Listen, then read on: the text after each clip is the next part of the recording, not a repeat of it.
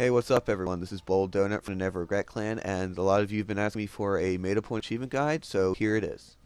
Okay, as you all know, there's a bunch of different levels, and every single one has a Meta Point Achievement with different number values. Now, it's up to you to know what values they are, but here's how to do it, and here's how to get all these Meta Point Achievements. They're not hard at all.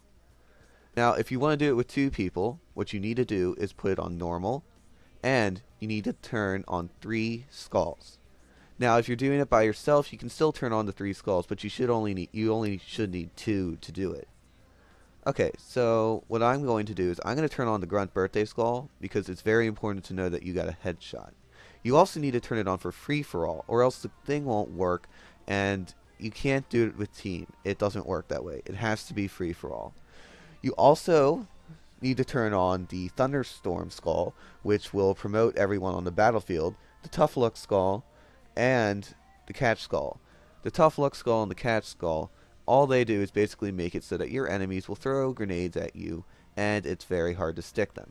Now, that's partially true, but the main thing with that you have to watch out for is, yeah, they can dodge your grenades, but if they're throwing one at you, because of their animation scheme, they can't move.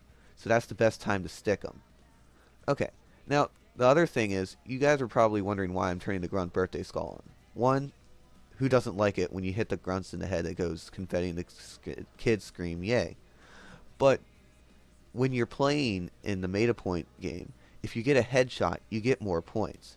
So, having the skull on, Grunt Birthday Skull, it really helps you get more points because it lets you know, instead of having to look down at your thing, to see if you got a headshot on it. So, as you just heard, I said headshots are important. So that means assault rifles are okay, but try to stay away from them. If I were you, what I do is I either stick to a vehicle so I can get the splatters, or I try to stick to a battle rifle and a sniper rifle. Okay, and I have to thank Keo here for helping me out. We actually will get all 50,000 points needed by the end of it. Now, it's possible to do it with 2 people, and I know because the campaign's so long that it makes more sense to do it with 2 people because it just seems the right thing to do. But when I got all mine, I decided that I turned 3 skulls on and played on normal. And trust me, you'll get 75,000 to 50,000 points a single level, which is either at or twice or more above what you'll need for that level. The other thing is, if you're playing with someone on co-op, you have to act kind of like you're playing Ghost Recon, which means take cover. Don't sit out and let the enemy shoot at you. You need to take lots and lots of cover. The other thing is, if you do die, you lose points, and you start to lose your multiplier as it goes if you die too many times. So that's why I decided to play by myself. One, so that if I died, I wouldn't lose any points, and 2, I would be able to spawn, and the enemies would still be back there, and I actually might have gained some points, and it works out a lot better, even though it's more boring because you don't have anyone to sit there and play with you. Overall, I think the Meta Point things, they're fun to do if you have a bunch of friends, and 4 enough friends, and there's a free-for-all, and you're trying to see how many points you can get.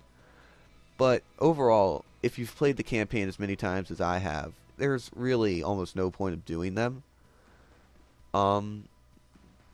But, you know, to get the achievement, and you unlock the armor for getting all the achievements, too.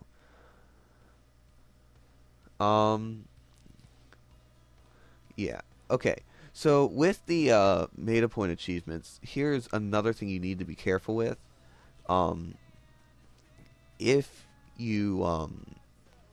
If you're playing with another person, you have to let them get about the same amount of kills.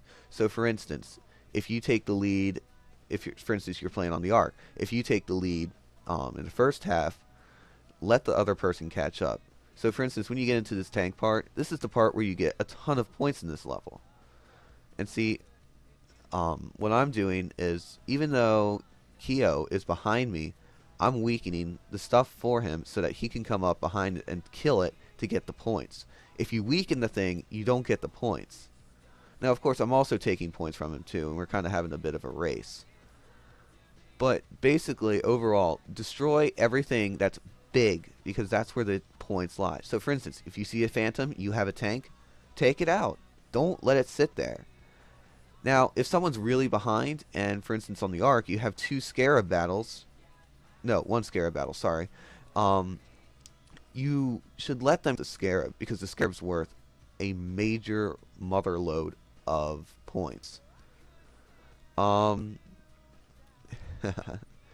If you don't know about the Ark, there's the bridge with the infamous warthogs that'll kill each other. But anyways, the meta points are a clever invention that Bungie created, but overall, there's really no point to them besides to play with them on multiplayer with your friends and to get the achievements.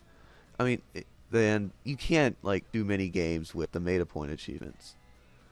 The main thing another thing you need to be consciously aware of when you are playing with the skulls turned on is make sure you know what skulls you've turned on and what exactly they do before you actually go into the game, because that can make a huge difference. For instance, some of them, such as the Mythic Skull, which has a description of coverage under the Covenant health plan, what that does is it basically makes you pathetically weak. And it's not a very good skull. Even though it has a good multiplier, it's not a good skull to have turned on. So basically, you don't want to put on any skulls that are going to limit your ammo, or you don't want to do any skulls that limit your health or send you far back into the game. If you don't know what all the skulls do, you can find a list of the skulls and what they do on Bungie.net. Just go look for it. It's there. Other than that, I think I've covered any major things that you need to know about the meta point achievements. No, I will not help you do the meta point achievements. Don't ask me, please. Thank you. But if you have any questions, just leave a comment below, and I'll try to get back to you as soon as possible.